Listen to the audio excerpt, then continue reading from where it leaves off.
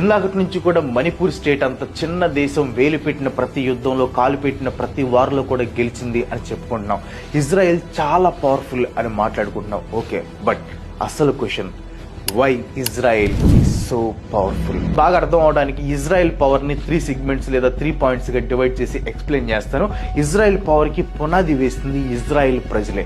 అందుకే ఫస్ట్ గా జ్యూస్ అంటే యూదుల గురించి మాట్లాడుకుందాం. Jesus Christ, Albert Einstein, Karl Marx, atom bomb ని కనిపెట్టిన Robert Oppenheimer, polio vaccine కనిపెట్టిన Jonas Salk, Sigmund Freud, Richard Feynman, Ada Yonath, Rosalind Franklin, Franz Kafka, Steven Spielberg, Facebook founder Mark Zuckerberg, Google co founder Sergey Brin, Oracle founder Larry Ellison, ఇలా చెప్పుకుంటూ పోతే పెద్ద లిస్టే ఉంది. But వీళ్ళందరిలో ఉన్న common point ఏంటి తెలుసా?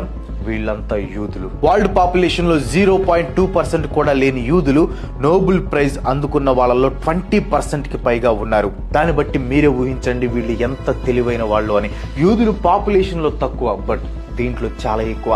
ఆ తెలివి మొత్తాన్ని కూడా వాళ్ళు టెక్నాలజీ, సెక్యూరిటీ, మెడిసిన్, రీసెర్చ్ ఇలా ప్రతి దాంట్లోనూ వాళ్ళ సత్తాని చూపిస్తూ ఉంటారు. అలాంటి యూదులకి పుట్టినిల్లు ఈ ఇజ్రాయెల్. బట్ ఈ ఇజ్రాయెల్ చుట్టూ ఉన్న 6 దేశాలు మొత్తం కూడా అరబ్ కంట్రీస్. అన్ని కలిసి వచ్చి పోరాడినా కానీ ఇజ్రాయెల్ ని ఓడించలేకపోయాయి అంటే ఊహించుకోండి యూదుల మైండ్ సెట్ ఎంత బలమైందో అని. ఇక్కడ మైండ్ సెట్ అని ఎందుకు అంటున్నానంటే యూదులు